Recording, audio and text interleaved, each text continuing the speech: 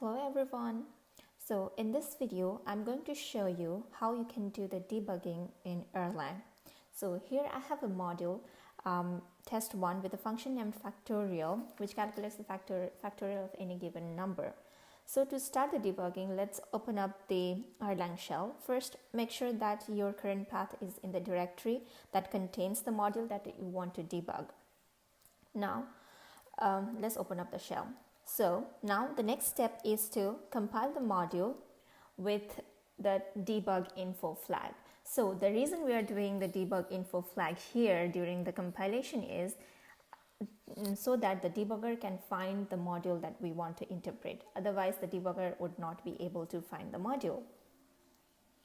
So after that, the second step in this process would be to type the command debugger.start, which will open up a debugger monitor window.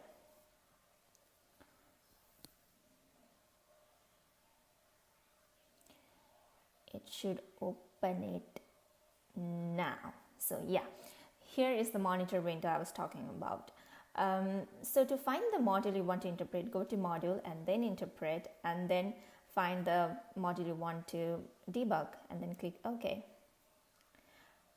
So to view the code, just go to module and the module name and then view. Here you can view the code, but you cannot edit the code whatsoever. It doesn't allow editing in the function. So what we'll do is we'll view the code, and then we want to select the module and set the breakpoints. Here I'm using line break for simplicity. So I want to set the breakpoint at line number 4. So we'll do like that, and let's view the code again to see if there is any breakpoints. See, here is the breakpoint. So there are two types of breakpoints. Breakpoints can be either active or inactive. So red color indicates active and blue indicates inactive.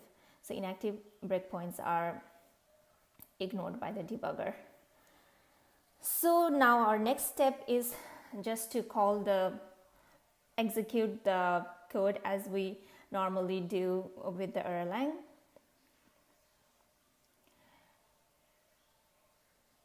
Like so, and then after we hit enter, we see that we got one process there. So if we click on that, we get an attached process window. So here we can see step by step of what all the values of the variables are going to be, and then modify our code accordingly and see if any errors are there in the code or if we are getting any bug. So yeah, this is one of the simplest process of how we can debug in Erlang. There are many other ways you can do, but I prefer doing it from shell as it is very simple.